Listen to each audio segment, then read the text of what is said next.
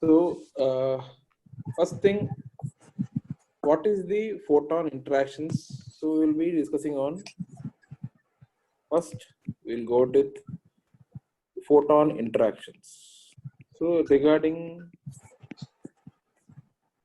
photon interactions, which are highly relevant to the topic in point, okay, one is the photon interacts either with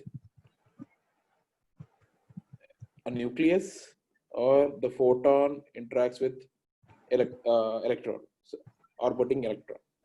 So, for example, a photon is coming like this and it comes near a nucleus. Okay. So, if it is deflected at a energy, for example, imagine the energy of a photon is E.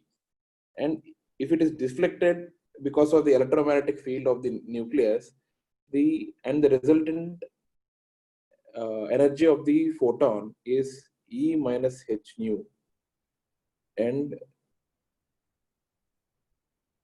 the resultant energy is converted in the form of X-rays. Okay, so this is how X-rays are produced. This is called Bremsstrahlung effect. Okay, Bremsstrahlung effect. So Bremsstrahlung means, this is one question which they actually asked one of my juniors just to frighten her. Breaking, meaning is breaking radiation, breaking. So Bremsstrahlung means breaking. Okay, so this is how X-rays are produced. And sometimes in the exam they give you a piece of paper and tell you draw how X-rays are produced. Okay, this is one question they will ask. So next, so we will go in a systematic way. Okay, then is it visible what I am writing? Yes, sir. Yes, sir. Yes, okay, fine.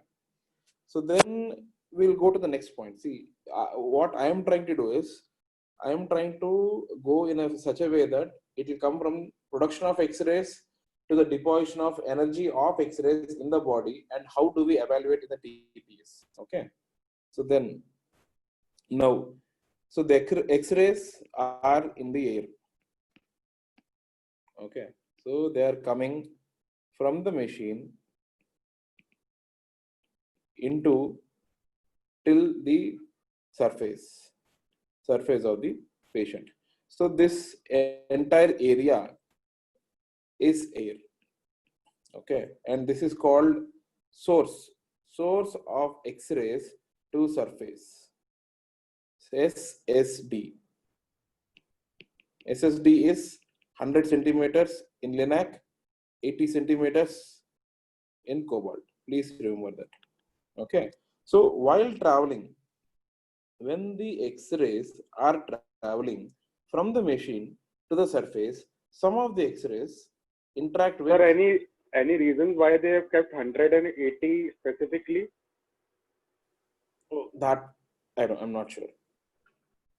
Sorry, that actually I don't know that much, that deep physics. I think you need to ask some physicist regarding that, because I'm not that good at physics. I just know only the relevant information regarding physics for an oncologist, nothing more than that. Sorry, but I'll just get back to you on that. I'll just ask my physicist and get back to you. Okay. So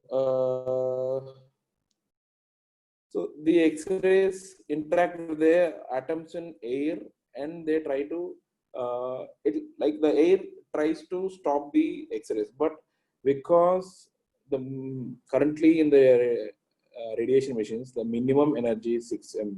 Okay, compared to the photon, which is traveling with an energy of 6 into 10 power 6 volts, an atom in the air is literally, it's like a fully loaded truck coming and hitting a small bicycle. It won't even notice.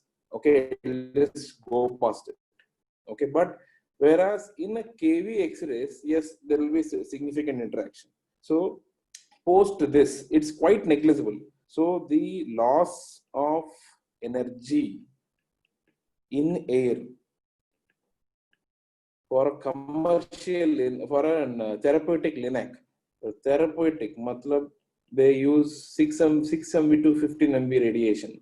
So for those X-rays, loss of energy in air while traversing from the linac till the surface of the body is quite negligible.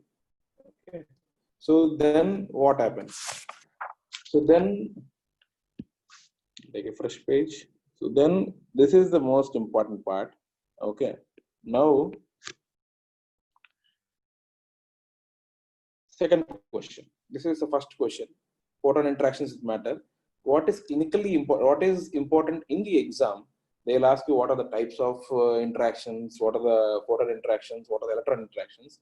But if they give you a DVH sheet, the interactions they'll stick to is how is the X-ray is produced, and once the X-ray comes and hits the body, what is the type of energy deposition that occurs? That I'll come to. Okay. So now the important part is what is the relation between energy of photon, then karma, then absorbed dose. Can anyone tell me in a single sentence? You can chat or you can just activate your microphone and tell me.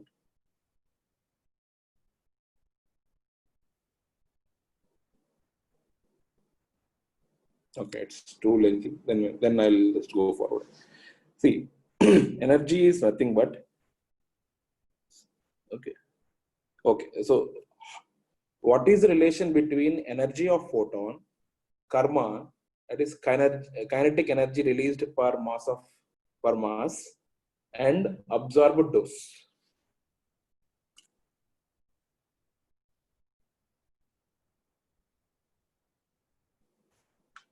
Okay, I think fine, no problem. See, what I'm trying to put forward is directly proportional. Very smart answer. Okay. So, see, the energy of a photon, it will be, yes, it was initially from 150 kV, and then currently it has come up to 6 MV to 15 MV. Okay. So, what we generally hear is initially when we were dealing with kV photons or 1 MV photons compared to 1 MV or 6 MV, kV photons or electrons, they used to cause more skin reactions, right? Okay. Then we came into a era of mega voltage where they were deferring skin sparing effect. So what do we mean by skin sparing effect? How is the skin spared? Because if you look at the electrons, what they do is they directly deposit the energy on the skin. Okay, they'll directly deposit. But what happens when a MV beam hits the skin? So what happens is, this is how you imagine. This is the surface, and this is where the photons are hitting the surface. Okay.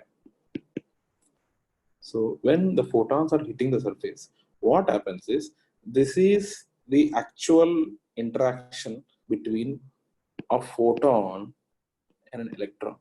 So our skin surface, which consists of electrons. So what happens is the electrons here, okay, they get activated. The energy is transferred from the photon to the electron. Okay. So when the energy transfer happens, what happens is these electrons come forward. Okay. So when that happens, so the energy of a photon is transferred, karma, kinetic energy released per mass. So in this area, the energy of a photon is transferred, the kinetic energy is transferred to the electron. Okay. Then this electron, sorry, I think, which is the photon interaction, get you, which is the photon interaction at the surface.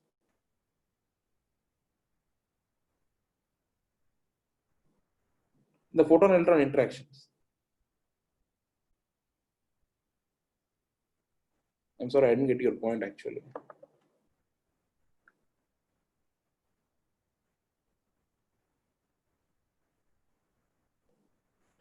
No, Compton, there is no photoelectric effect, sorry. So, see, photoelectric effect, let me just go back. Just Compton, there is no photoelectric effect here. Let me just take a fresh page. See, photoelectric effect is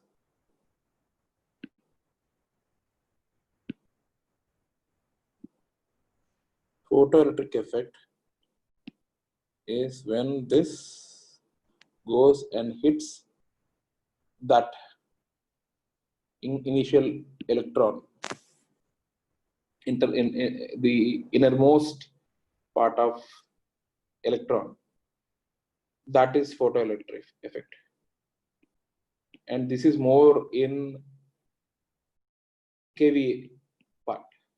Okay, the MV part, it is with the electron, the orbiting electron, which is the most outside electron and which has the least energy. So when you deal with kV, it is more photoelectric. When you deal with MV, that is Compton. Okay.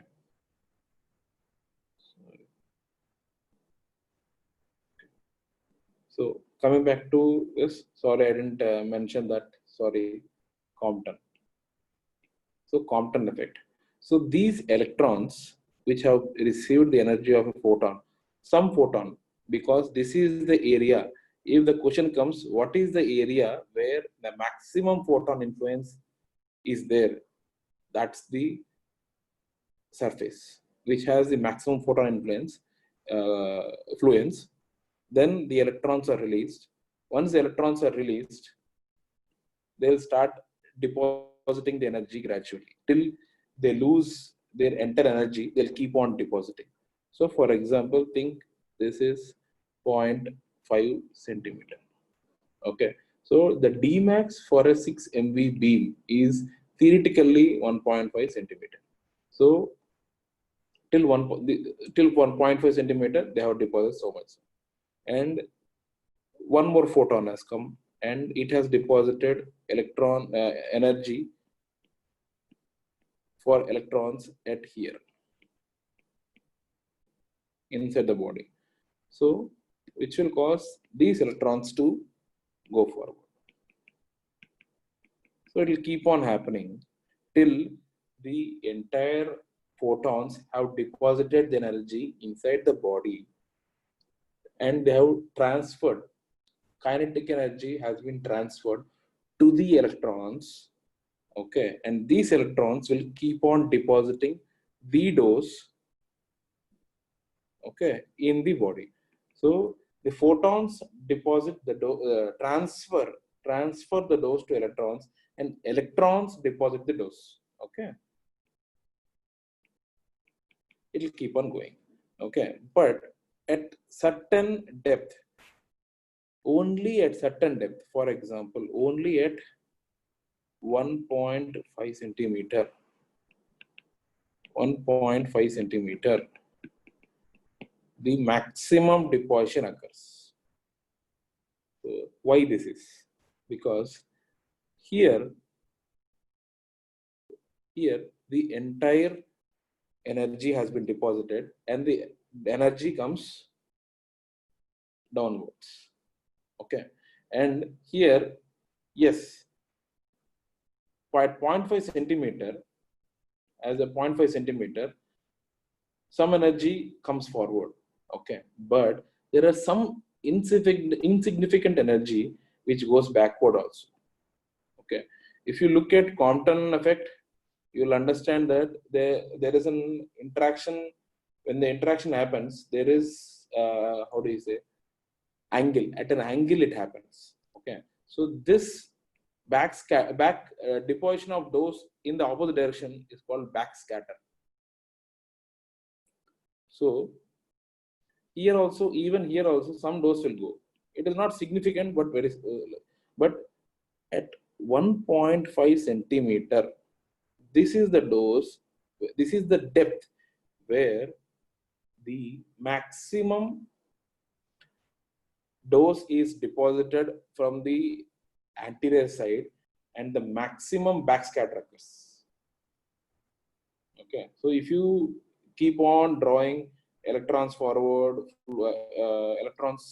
majority of electrons coming forward, and majority of photons depositing the dose through the electrons, and the maximum.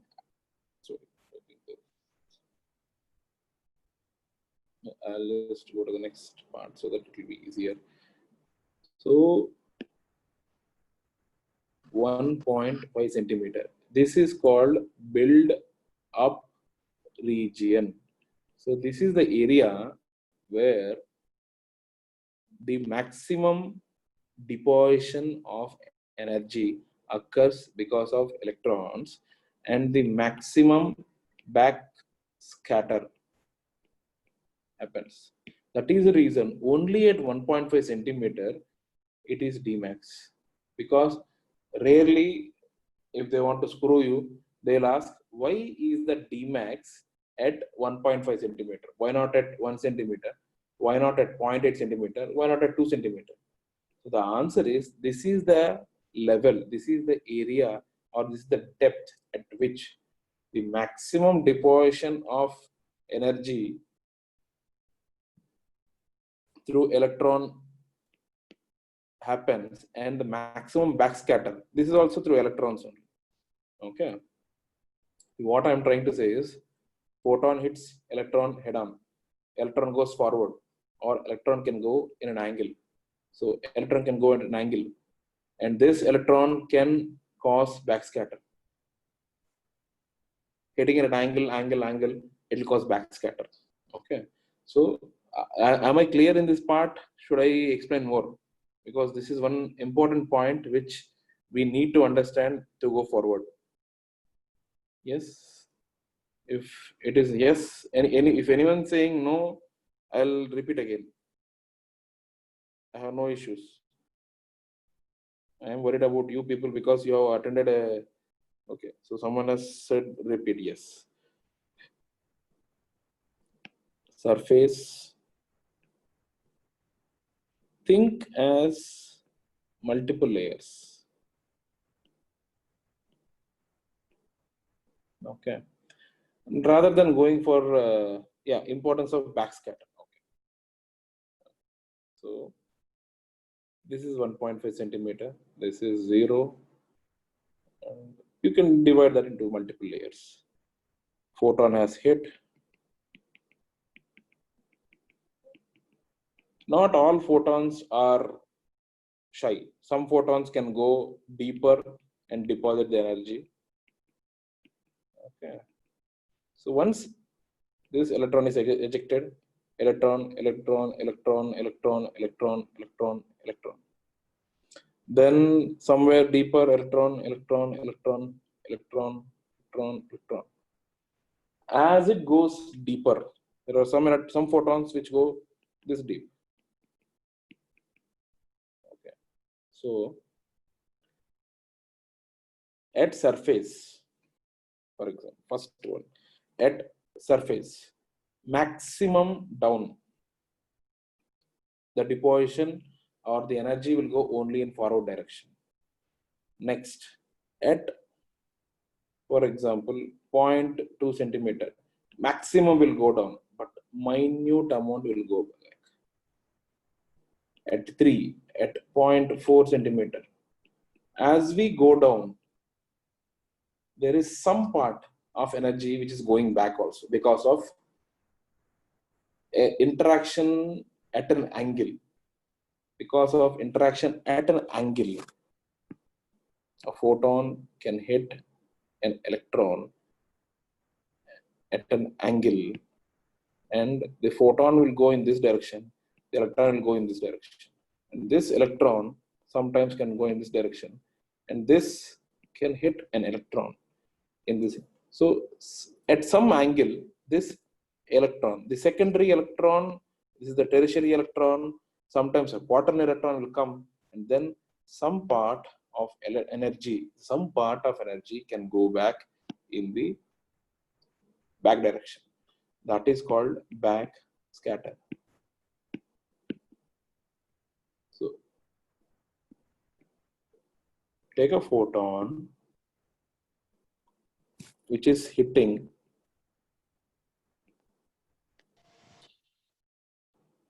nu an electron at an angle. It has transferred the entire energy to this electron. This scatter happened in this direction, and this electron has hit in this direction. It has given back.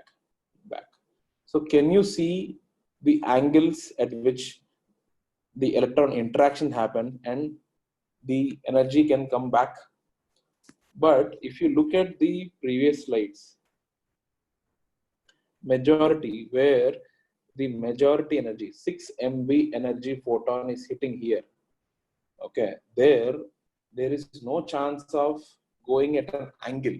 Okay, it will hit directly and the electron will get the energy and it will go forward.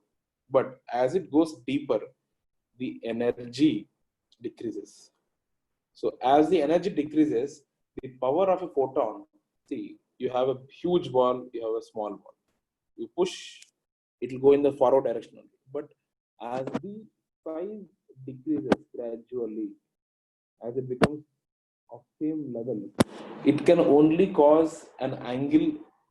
It won't be able to push the electron in the forward direction. So what happens is, as it goes deeper, higher amount of backscatter occurs. Okay. So is it clear? Backscatter? Yes, sir. Yes. Okay. So where What about beyond 1.5 centimeters, sir? Yeah, that I will come to know. That I will come to that point. Okay. So we have come to a point where 1.5 centimeter has come. So please remember this definition. The area between the Dmax dose at which maximum dose has been deposited and the surface is called build up region. Okay, this is very important. You should remember this. And then the next word we have used is absorbed dose. Okay, this will definitely novice question. In Brachy, I highly doubt it. Yes, there is a amount of backscatter in Brachy also, but it is quite negligible because you have inverse square law working significantly there. Yeah, there is back factor in everyone. See, whatever it's brachytherapy, it's EBRT, it doesn't matter. Okay, it is simple radiation. So when there is radiation, there will be backscatter because you are dealing with a source and a tissue. Okay, so absorb dose. So energy shifted to karma. So the photon energy has been released in the form of kinetic energy released per mass, and the electrons which have received this energy have deposited this energy in the tissue. That is nothing but absorbed dose. My writing is quite bad, I know, but please bear with me. Okay, so absorbed dose. So where are we with the questions? What is the next thing is, what is the definition of isodose line and what is this isodose? Okay. The isodose,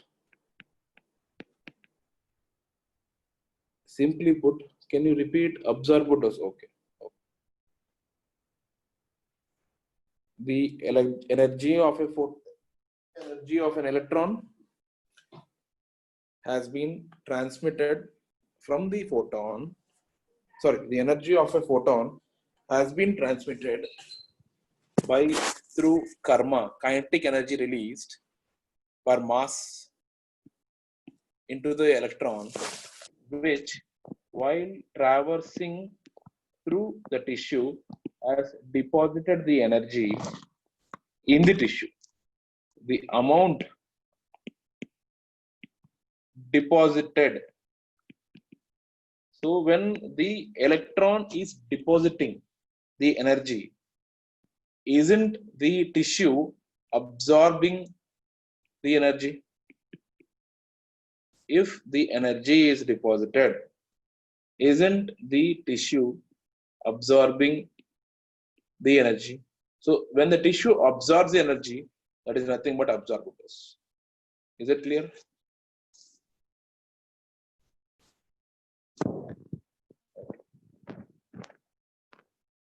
If anyone is okay, fine. I think this is clear. Okay.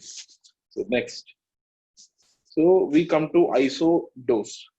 See, one thing we have to deal with is, okay, isodose. This will go on the majority of I'll be very frank. Majority of definitions. If sir ask about karma, so what do you mean by that question? I didn't understand the question. Sorry. What do you mean by, sorry? Sir, what happened to scattered photon? Scattered photon will keep on depositing the energy. No, that actually I'll answer in this isodose part also. The photon's work is nothing. See, once the energy enters into the body, photon, there is no work for the photon. It is like coronavirus. Once it enters the system, it will keep infecting, and that person keeps infecting some other person. This is the very bad explanation, but that is what is happening. Photon enters the body. Photon gives the energy to the electron. Electron will keep on depositing the energy till it has lost all parts of energy. Okay. Then comes the next, if the photon has not completely transferred the energy to the electron, some energy of the photon is left, and the photon keeps on going forward or in an angle in the body, and that also keeps on depositing the energy. So there is no work for these particles except to deposit the energy once they enter the body. Okay, clear? Okay. Anything else? We will finish all these points and then we'll go forward. If you have no doubts, then we'll go forward. Yes. Why is the backscatter more at depth? See,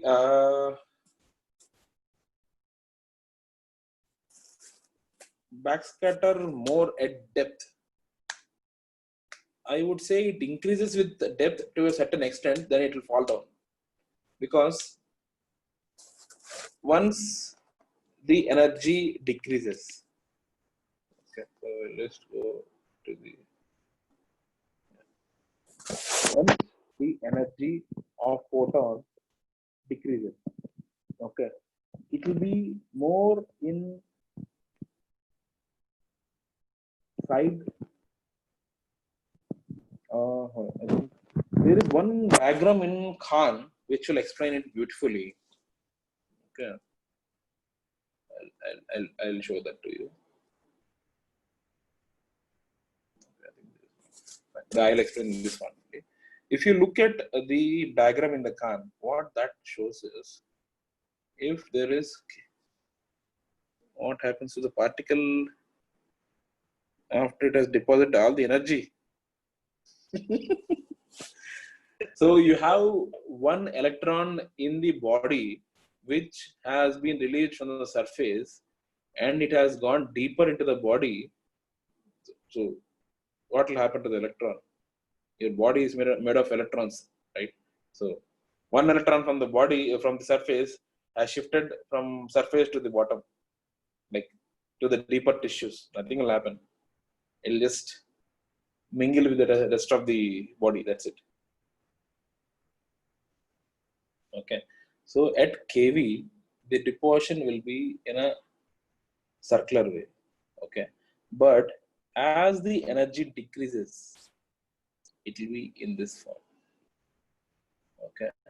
As the energy increases, so KV, MV, and 1 MV, 6 MV. So it will be in a more forward direction. So what I'm trying to say is, as the energy is when it is at the surface, photon has full energy. It will only cause forward scattering of electron. But when it goes deeper and deeper, what happens is, so first interaction, E minus H nu 1, first electron. So second electron, E minus H nu 1 minus H nu 2. So as the energy decreases, what happens is the photon loses the capacity to cause forward scattering in a dominant way. So the forward scattering is gone. So once it loses forward scattering alone, it will cause in angle.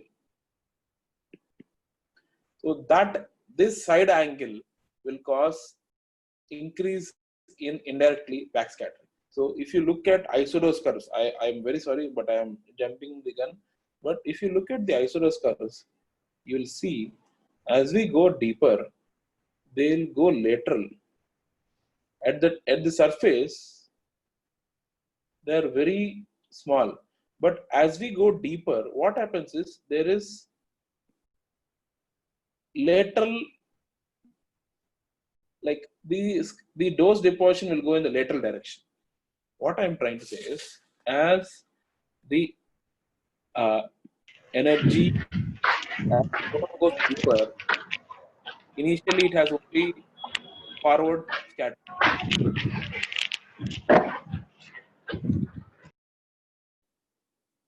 Thank you.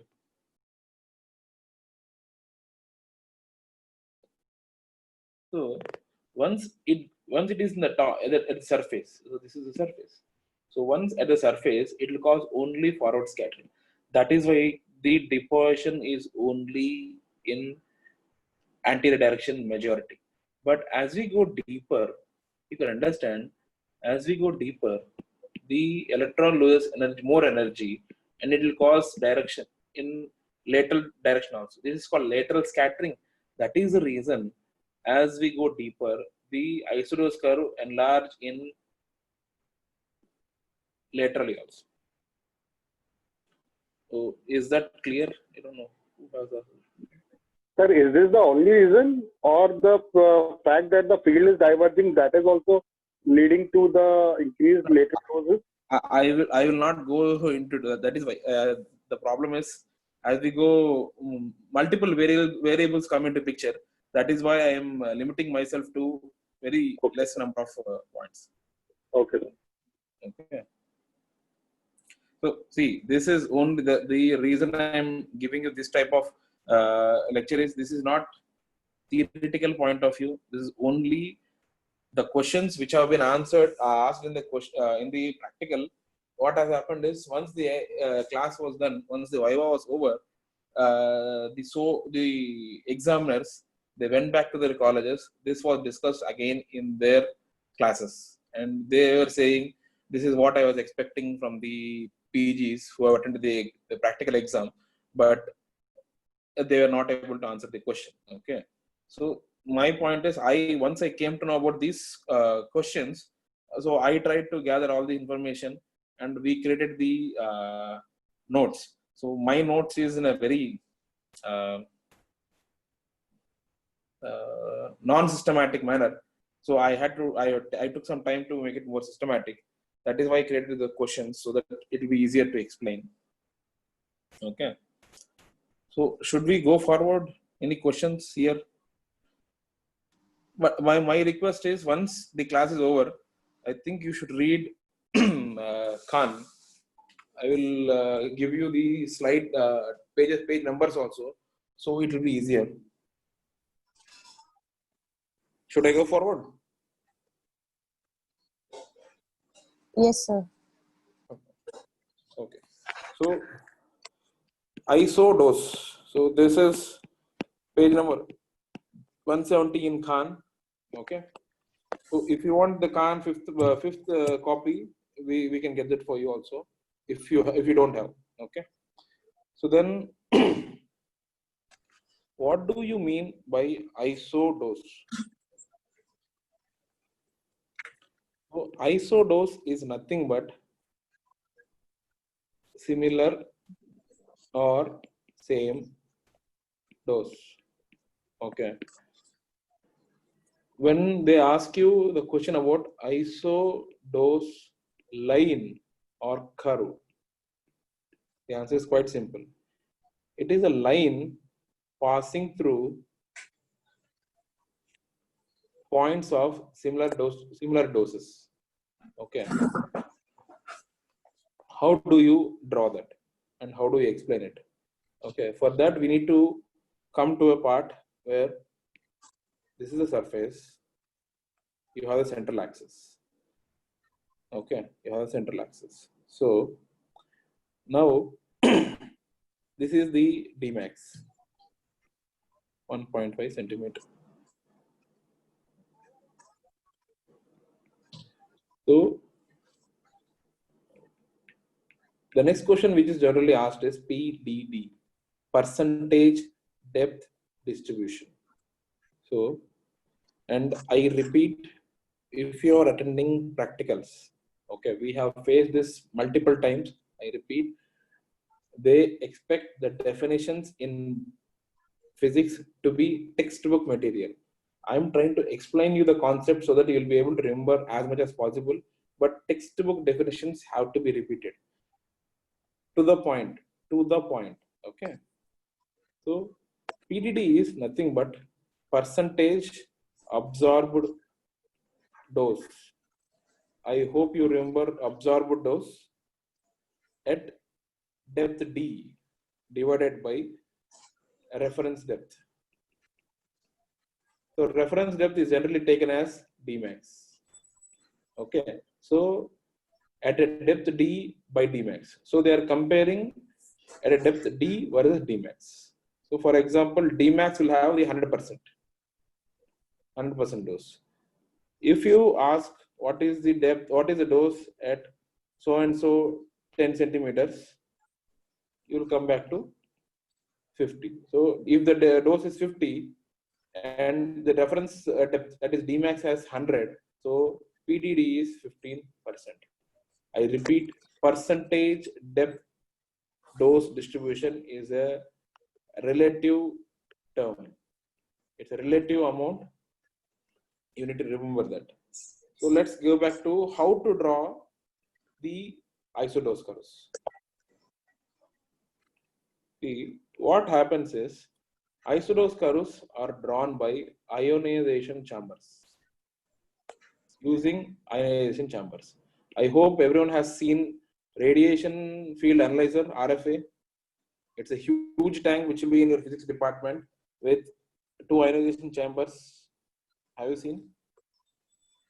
Yes? No? Yes? Because if you are not seen, I will share some pictures. No? Yes? Oh, someone has saw it. Okay, fine. I'll do one thing. I'll give you a rough picture. Okay.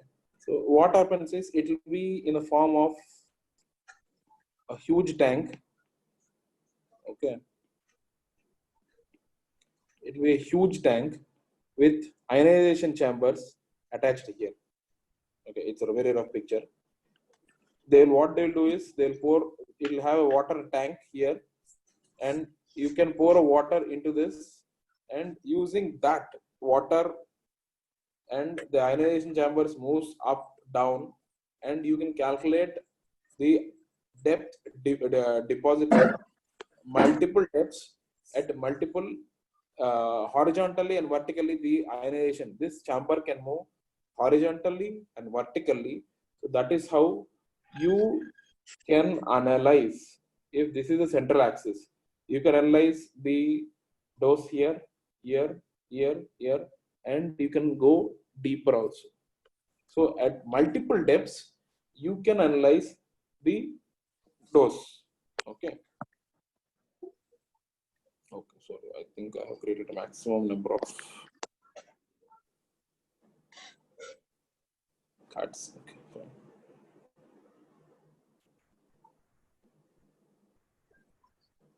Okay. See, so using that, what happens is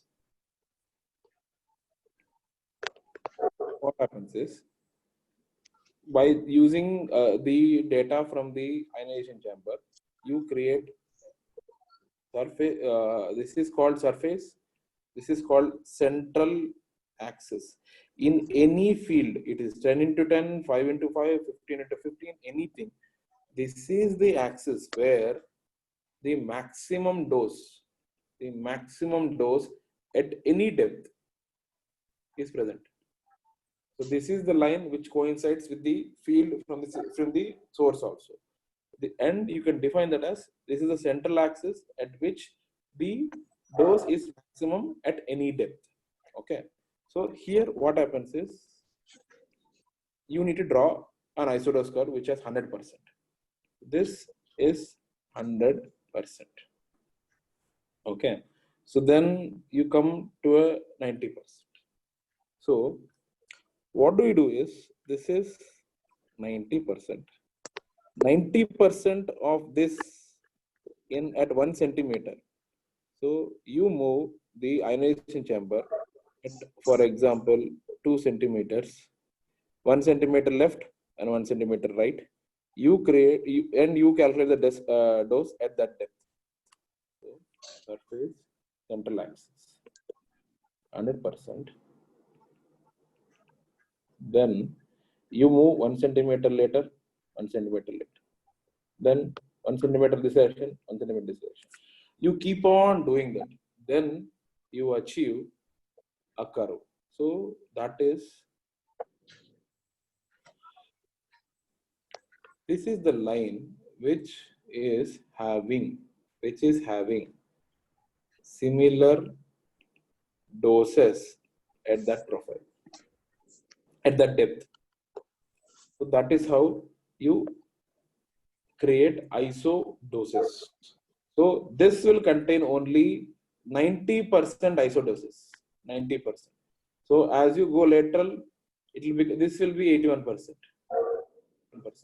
But this is, you don't say this is 81%. You will say 90% of 90%. As I said, this is the maximum dose. Okay, so that will become 100% at that depth. So rather than getting confused, once you track or calculate all the doses at regular intervals, you will understand what is the dose at certain depths. Excuse me, sir. Can you explain how it is 90% of 90%? Can you please explain it again? Okay, 1 second.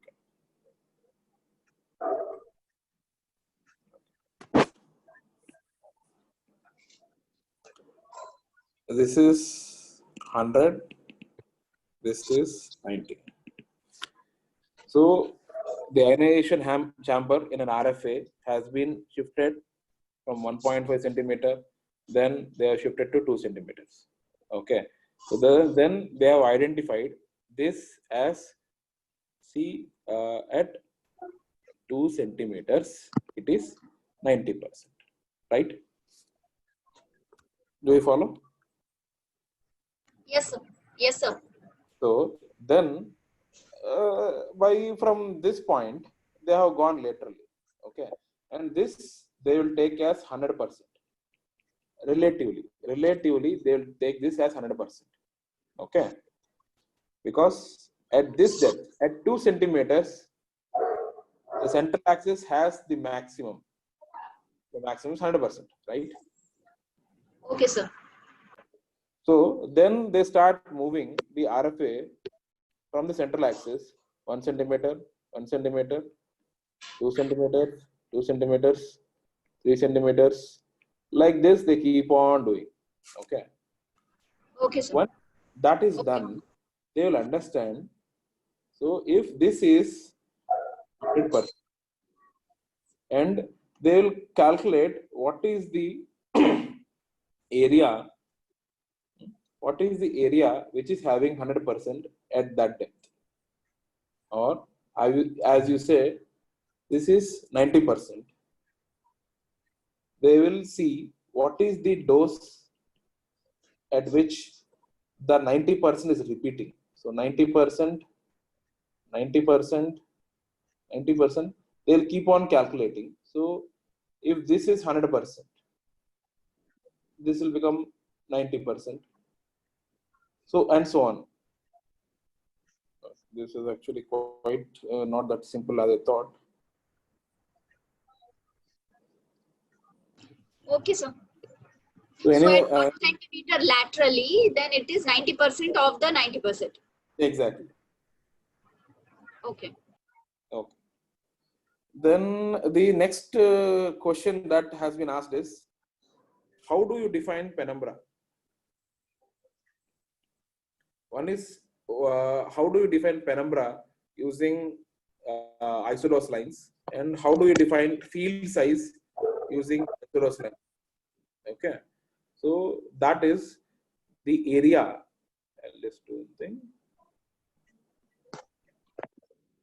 Second.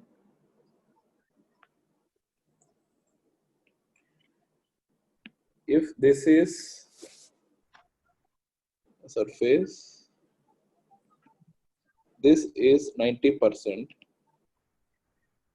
They'll keep on going, keep on going. So at some point you will get 20%. The area or the lateral distance. So the lateral distance between 90% and the 20%. Okay, that is called penumbra. I don't know how many people have sat with a physicist regarding planning.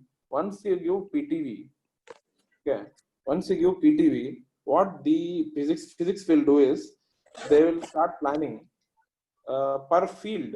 They'll say they will give 0.8 centimeter margin or 0.7 centimeter margin, and they will try to fit the MLC, because their main intent is the PTV should not come into the penumbra region. Okay, so this is only this I'm trying to remind you what the physics will do, and this is the theoretical part. If they ask you where do you see this actual penumbra, this 90%, 20% being used, is when they try to, in per field, they will try to fit the MLC by giving this is the this margin to the field. Okay, is it clear, or am I going too fast? Clear, sir. Clear. I'm not.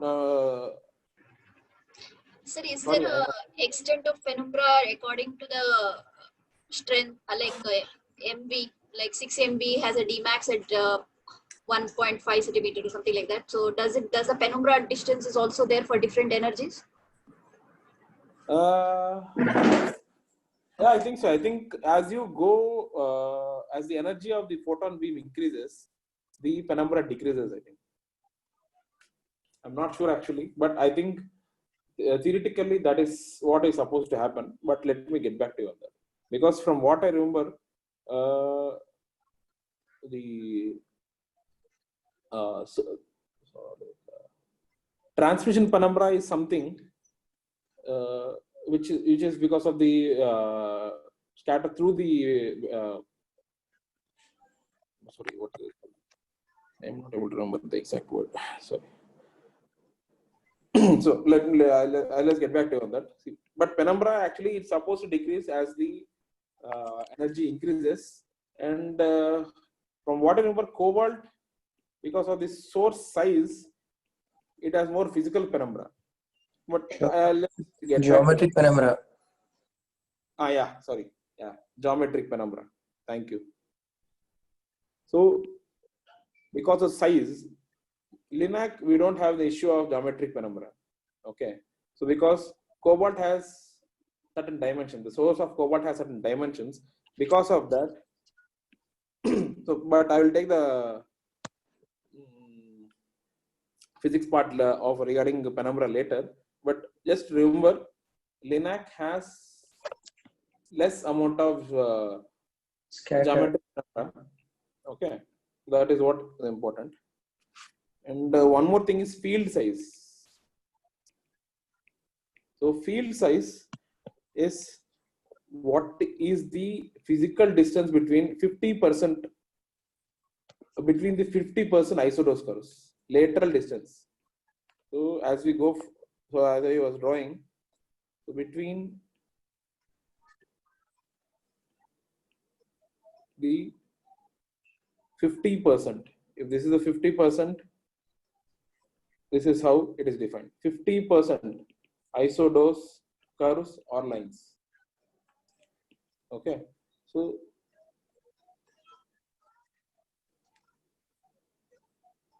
okay, so that is one.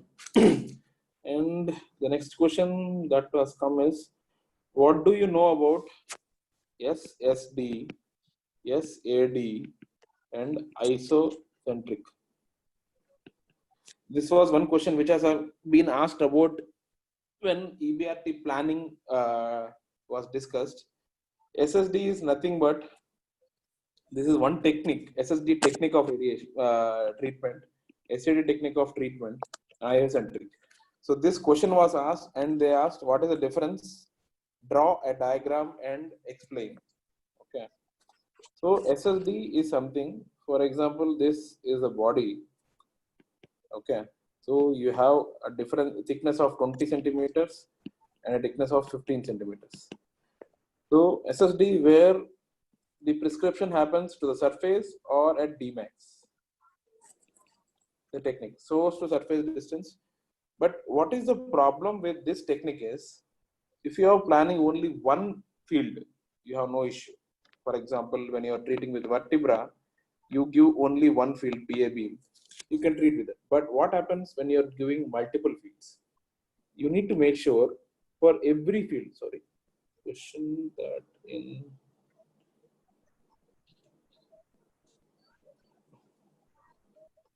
having question that in isodose curve above 100, there will be 120, 140 like that. So I'm comparing that with Dmax. Okay. So do you have that with opposing beams, or do you have with single PA beam itself? Sorry, single beam itself. Multiple beams or single beam?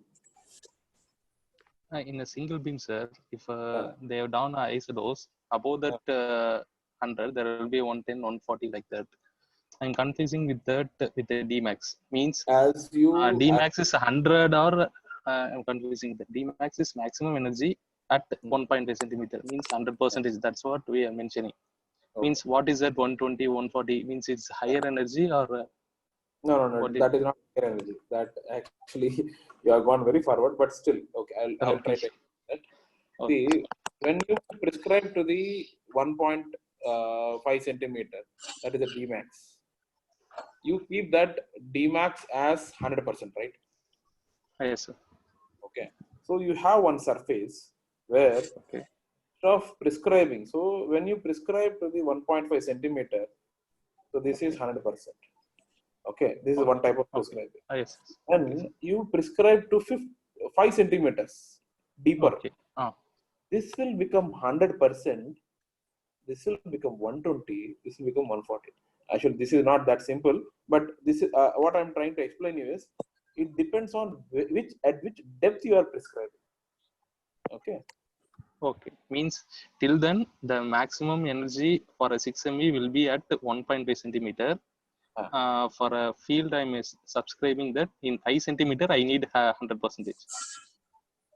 Like that, No. What I'm told as like in SAD technique, we see that more of 120, 140%. In SST, do we see that 120, 140%? No. Exactly. See, SSD is. I think you can take that. Yeah, you can take that in that way also.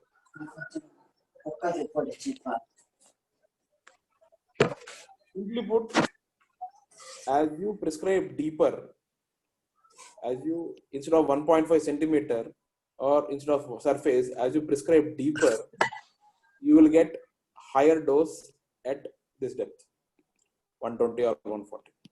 It depends on where you prescribe the dose. Okay. So this is SSD. In this, what happens is, if you are using multiple beams and the 20 centimeter and this is 15 centimeter, and you need to make sure the SSD is 100 for every beam.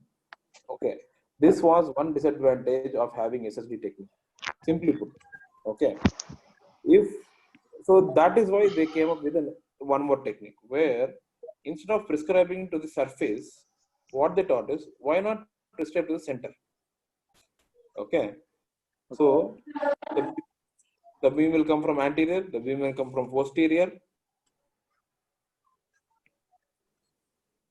and this is the depth no matter what. So happily ever after, because no need to think about the SSD and the machine treatment is faster. But the problem with SAD is, if the treatment is in the center of the field, SAD is good. But for example, if the treatment is somewhere not in the middle, but if it is towards this side, so what happens is the entire normal tissue of this side will get more dose, which is not required. You just need to treat this part, so that was not required. Okay, then that is the reason they came up with isocentric technique. Okay, so what do you mean by isocentric? So one of the questions I heard is isocentric explain one line with a drawing. Okay, the best thing is, first question regarding that is one line explanation. So what do you mean by CT isocenter? What do you mean by radiation isocenter? This is one question this was from Delhi, somewhere in Delhi they have asked this question.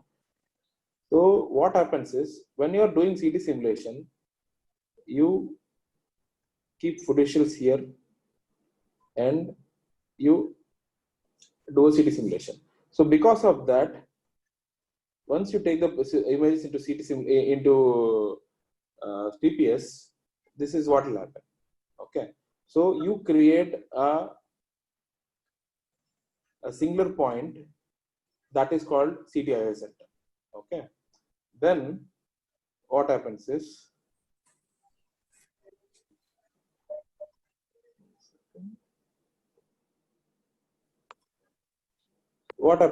you will contour the volume. So once the volume is contoured, you want to shift the isocenter from so and so CT isocenter to volume. So you have a irregular PTV. Okay, so in a patient's body. This is where the CTIS center has been identified, and this is where the tumor is. So you keep a point in the middle of the tumor PTV. So you have to create one IS center which shifts. This is your longi, this is your Z. Okay, so radiation IS center is something which you use for treating. Okay, for during treatment, for starting the treatment, you use radiation IS center. That is a point where through that point is where the machine rotates, and CTIS center is a point where you create a point during CT simulation. Okay, the difference between those two IS centers. Okay. If there is a difference between those 2 points, then we are supposed to shift the patient. Yeah. So you then shift the patient that way. Longi Z. So if this is one CTIS center and the mass is here, so you need to shift the patient in one axis, longi axis, laterally, and if it is a depth, Z. XYZ technique. Perfect. Dr. Abhishek. Thank you. So in Y axis, X and Z. So that is where how you reach a radiation IS center. That is one. And, So what is the difference between SAD and isocentric treatment? yeah. So SAD is where you keep the axis in the middle of the body. Okay. It is anything other than SSD you create in the middle of the body. So the beam acts in the center of the body. If you keep the prescription point, that is how the treatment will be delivered around through via that point. In isocentric techniques, the beam will not rotate in the center of the volume, rather than, for example, in the breast, this is when you put, this is the radiation IS center. This is where through which the beam will rotate. Actually, how do you explain it easily? That is what I'm thinking. So SAD is where, simply put, if this is the body, the beam will rotate through the center of the body. Isocentric is where the beam will rotate through the IS center. Either you deliver from this, if this is the breast, or you have a rectum where you give one PA beam, 2 lateral beams, and it will rotate around the volume. So from the center is the SAD. You create an isocenter in isocentric technique. So instead of delivering the entire treatment to the normal tissue here and here, you only restrict to this part. So you spare the normal tissues which are getting unrequired radiation. So we'll do one thing. There is a volume here in the body. There is a volume here. In SAD, you put an anterior beam, posterior beam, and you are treating by prescription to the center point. So this volume of normal tissue doesn't need to get irradiated. But in isocentric, what happens is, this is the radiation isocenter. You can put a beam, and the entire majority of this part of the body can be spared of radiation. Okay, sir. I think that will be easier, Dr. Raghava. This is a better definition. Midpoint of the body, midpoint of PTV. Okay. Then the next question was wedged field. Wedged field please read the definition in page number 178, 5th edition Khan. So when this is one question which was asked in Adayar, I think. So when you put a wedge like this, how does the isodose curve change? Please draw. So when wedge is placed like this area is where the radiation has to go through more material. So as this is going through more material, what happens is deposition will be higher here.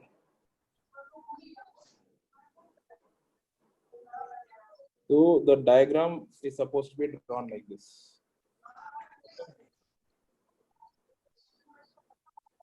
This is one. Should I stop the class? It's already 10:45.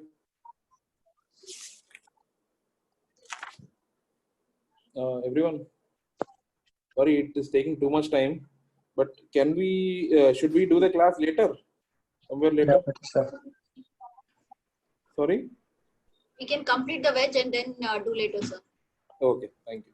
So what happens is, this is where the radiation is going through more tissue. More wedge material. This is where it is going through. So this part, more transmission is happening. This part, less transmission is happening. That is the reason it will bend towards this side. The isodose curve will be more on this side and it will be less on this side. So imagine this is the central axis. Okay, at 10 centimeter depth, I repeat, this is the one thing you should definitely say. At 10 centimeter depth, what is the angle through which it is shifting is the wedge angle. But this actually, there is a definition in 178. You need to read that. Yeah.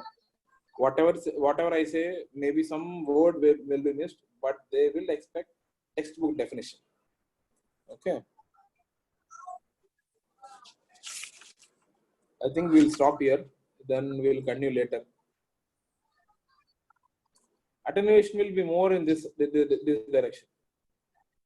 Attenuation will be more in this Heel of the wedge. Yeah, heel of the wedge. What is heel effect? Heel effect. I don't remember the exact definition.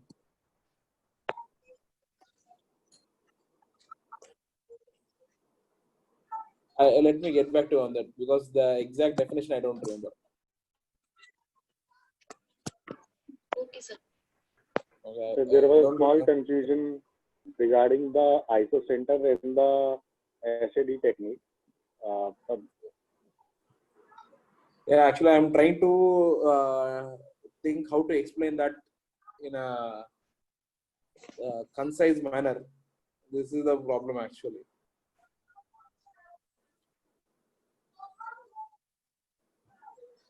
But I'll do one thing. I'll plan more systematically. This was a sudden class.